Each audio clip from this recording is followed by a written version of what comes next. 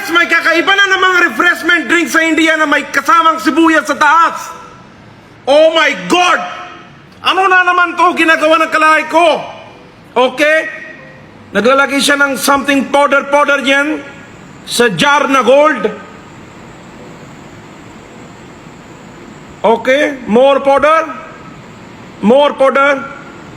Mekas yan na yung powder yan. Naku-confused na ako sa drink na to na may sibuyas. Oh my God! Mekas pa ni Tito yan. Mekas na more yan na may kasama tornado. Lagyan na powder ulit yan si Tito. Oh, biniblade niya na yung ano. Okay, lagyan na tuwig yan. Mekas tornado na ulit ni Tito yan. Chill lang si Tito yan. Okay. May kinamay siya na tubig. Okay. Nakakatabo naman yan. Pampunas na pupo yan eh. Anyways, yan na. Mekas na ulit ni Tito yan. Concentration. Seryoso masyado. Okay, yan na. Nagbabaso na si Tito yan. Preparation para paglagay ng bago niya refreshment juice. Lagyan ng lemon konti. Sobra na yan. Isang lemon para sa lahat. Okay. Lagyan ng sibuyas. Oh my God. Ito na sinasabi. Anong klaseng drink na may, oh my God, na may sibuyas? Okay. Lagyan na siya black salt. Okay. Jeera powder. Lagyan niya na yan. Okay. Oh my God. Ano kayo lasa na ito? Mekas pa siya ng mekas. Ano yan? Protein shake. Okay. Kalahati na baso yan lagay niya. Okay. Kalahati na baso yan. Kalahati na. Okay. Oh my God. Parang, hindi ko kaya inumin yan. May kasama na sibuyas yan eh. Okay. Raw onion on a refreshment drink, ha? Okay.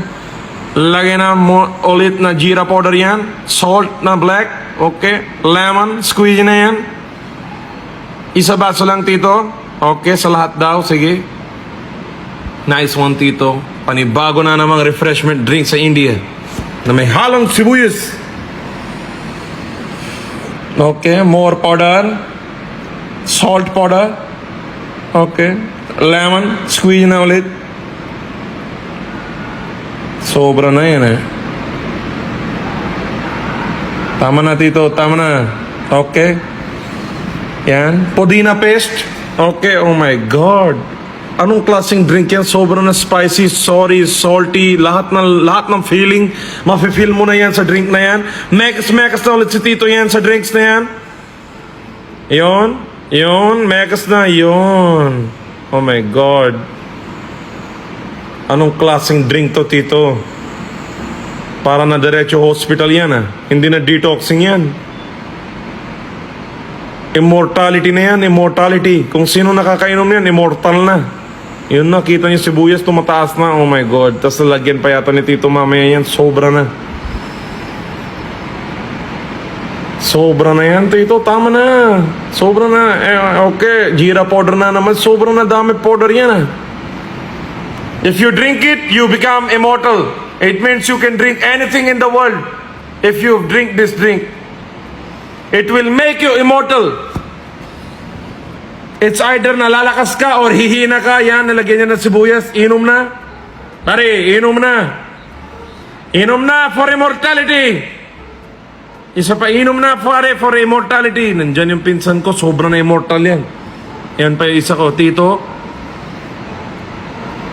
Sobra na immortal yung mga tao sa India ngayon. Pamilya ko immortal na dahil sa bagong drink ni Tito yan. Immortality drink. Ininom na yung insan agad.